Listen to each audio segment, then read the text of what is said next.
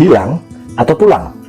Ini merupakan topik menarik yang akan saya bahas kali ini, karena di era ini nampaknya banyak orang Kristen yang memiliki sikap, tindakan, dan perbuatan yang lahir dari pemikiran Alkitab, tapi berujung pada pembelaan dan pembenaran diri sendiri ketika sikap dan perbuatan itu dikonfrontasikan dengan Alkitab itu sendiri.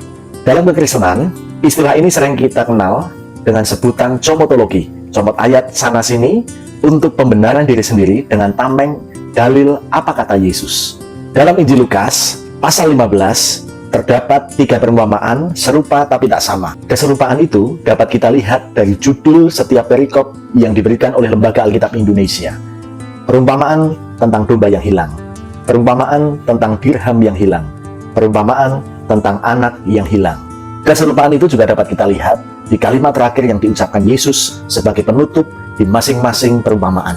Lukas 15 ayat 7, Aku berkata kepadamu, demikian juga akan ada sukacita di surga karena satu orang berdosa yang bertobat, lebih daripada sukacita karena 99 orang benar yang tidak memerlukan pertobatan. Lukas 15 ayat 10, Aku berkata kepadamu, demikian juga akan ada sukacita pada malaikat-malaikat Allah karena satu orang berdosa yang bertobat.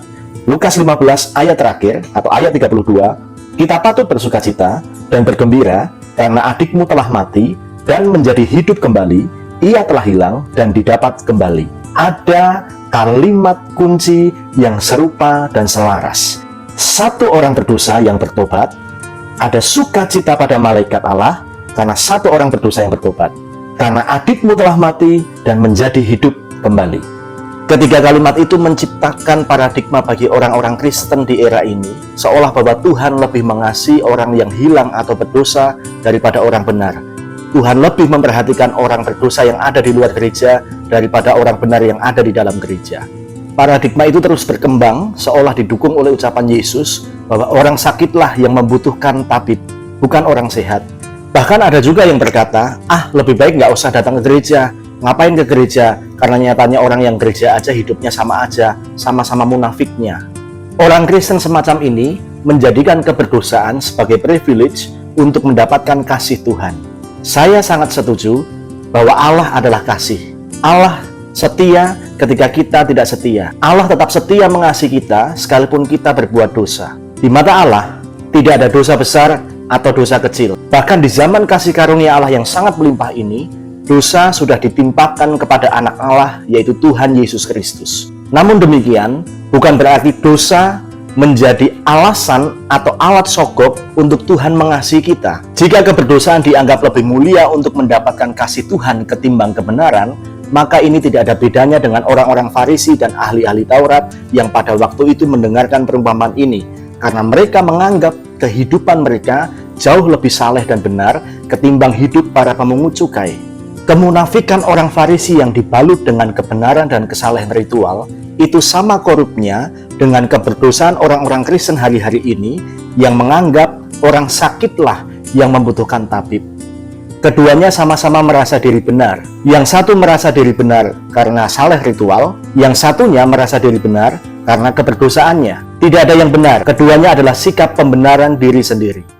Oleh karena itu, sesungguhnya ada 2 hikmat tersirat yang terkandung dalam 3 perumpamaan ini. Pertama, perumpamaan tentang domba yang hilang dan perumpamaan tentang dirham yang hilang. Keselamatan adalah ide Allah. Keselamatan adalah kasih karunia Allah, pemberian cuma-cuma dari Allah bagi manusia. Tindakan Allah yang datang mencari orang berdosa. Ini bukan usaha manusia. Gembala rela meninggalkan 99 domba untuk mencari satu domba yang hilang sebagai representasi bahwa Allah datang mencari dan menyelamatkan orang berdosa. Perempuan rela meninggalkan 9 dirham demi mencari satu dirham yang hilang sebagai representasi bahwa Allah lebih dulu setia mengasihi kita sekalipun kita tidak setia mengasihi dan meninggalkan Dia. Tuhan Yesus datang mencari yang hilang supaya yang terhilang dapat ditemukan untuk kembali pulang dan berkumpul bersama 99 domba lainnya atau 9 dirham lainnya. Jadi jangan pernah berpikir bahwa keberdosaan kita merupakan hak istimewa agar Tuhan mengasihi dan mencari kita. Yesus mengasihi kita karena Dia adalah bukti kasih Allah itu sendiri. Kasih-Nya menjadi motor penggerak bagi keselamatan. Yesus memang datang untuk mencari dan menyelamatkan yang berdosa, tetapi sesungguhnya Dia datang karena kasih dan bukan karena semata dosa kita. Kasih lebih besar daripada dosa. Kasih menutupi setiap pelanggaran dosa.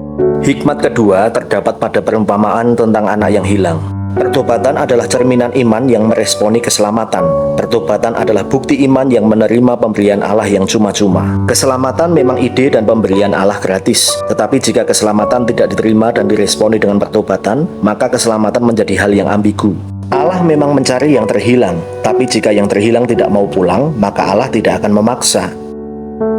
Bapa selalu merindukan supaya si bungsu pulang, tetapi Bapa tidak pergi mencari. Bapa menunggu di rumah karena tahu tiba saatnya si bungsu akan pulang dengan kesadaran dan pertobatan.